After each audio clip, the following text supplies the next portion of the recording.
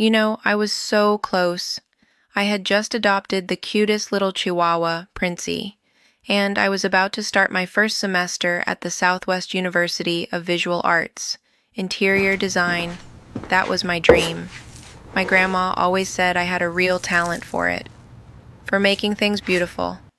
I met King, and at first he was everything. But it changed so fast.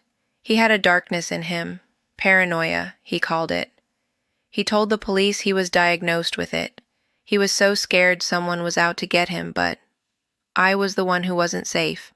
The signs were all there, for anyone who knew how to look. In 2014, his own sister called 911 after he slapped me and told her, well, I should just shoot her.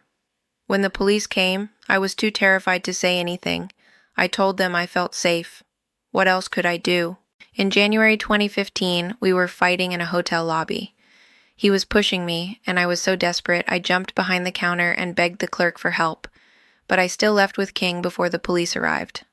I always went back. Then, in May 2015, the unthinkable happened.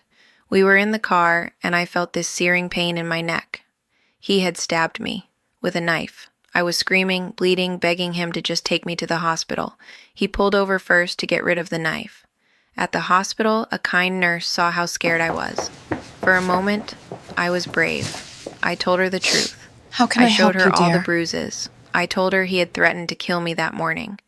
The police even had me call him to get a confession. He apologized, but when I mentioned the stabbing, he shut down. He knew. And then, my fear won.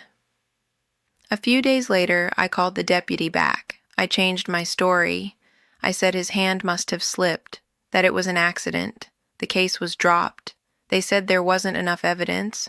That was one of 7 times the system had a chance to save me. 7. Just 2 weeks before he killed me, he was arrested again. The police found a gun in his car. He was a convicted felon. He wasn't allowed to have it. My family was so relieved. He was finally in jail. But the system let him out on a $1,100 bond. And I, the person he hurt the most, I was the one who bailed him out. I bailed out my own murderer. On November 20th, 2016, in a friend's kitchen, he shot and killed me. I was 24. My name was Cassandra Yates. I loved design, my little dog, and my family. Please don't let my story be just another statistic. See the signs. Listen to the Cassandras in your life. My voice was silenced, but yours doesn't have to be.